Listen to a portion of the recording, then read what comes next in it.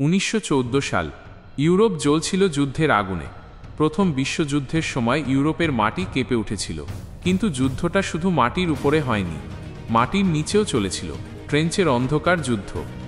দুপক্ষের সৈন্যরা মাটির নিচে খুঁড়ে তৈরি করেছিল অসীম লম্বা ট্রেঞ্চ। উত্তর সাগর থেকে সুইজারল্যান্ড পর্যন্ত ছড়িয়ে থাকা মৃত্যুর রেখা। সৈন্যরা দিনের পর দিন কাদামাটিতে ডুবে থাকত, বরফে জমে যেত হাত পা, ইঁদুরে কামড়াত, আর গুলির শব্দে কেঁপে উঠত চারিদিক।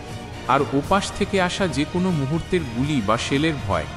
যখন বাঁশি বাজত, সৈন্যরা ট্রেঞ্চের বাইরে উঠত, সামনের নো ম্যানস ল্যান্ডে, যেখানে ছিল কাঁটাতার, মেশিন গান, আর প্রায় নিশ্চিত মৃত্যু।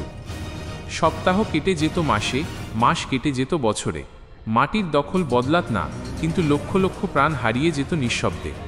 এই ছিল ট্রেঞ্চ যুদ্ধ, যেখানে মানুষ লড়েছিল শুধু শত্রুর সঙ্গে নয়, প্রকৃতির সঙ্গে, ভয় আর মৃত্যুর সঙ্গেও।